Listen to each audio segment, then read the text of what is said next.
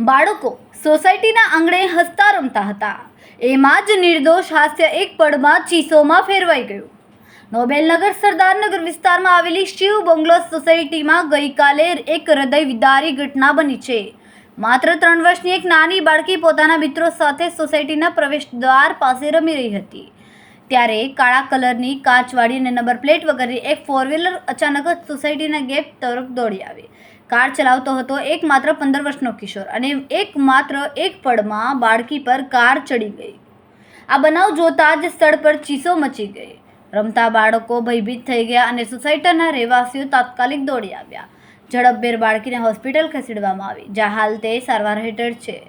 આ કારનો કાચ સંપૂર્ણ કાળો હતો અને નંબર પ્લેટ પણ લગાવવામાં આવી હતી. મોટી બેદરકારી બતાવતા આ કિશોર ડ્રાઈવરનું કહેવું છે કે તે પોતાના મિત્રની કાર શીખવા માટે લાવ્યો હતો. આટલી નાની ઉંમરે ગાડી ચલાવવાનો હિંમત આ બાળકોને ક્યાંથી મળે છે?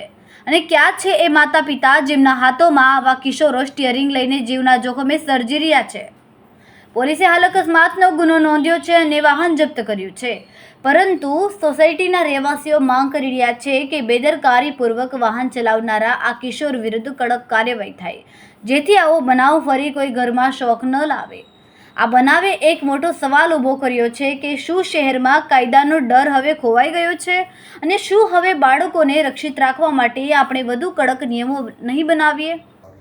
સદર બનાવ 28/10/2025ના રોજ શિવ બંગલો સોસાયટી ખાતે બનેલ છે.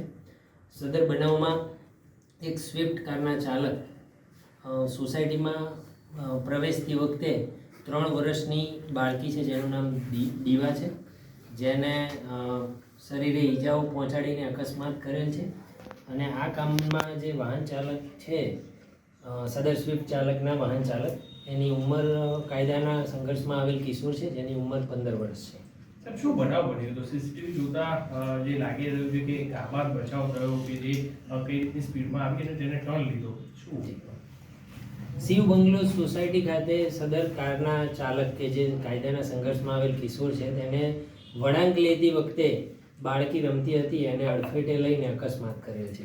ક્યાં કેમ આવ્યું હતું અને ક્યાંથી ક્યાં ગાડી લઈને આવ્યો હતો અને કોની ગાડી છે?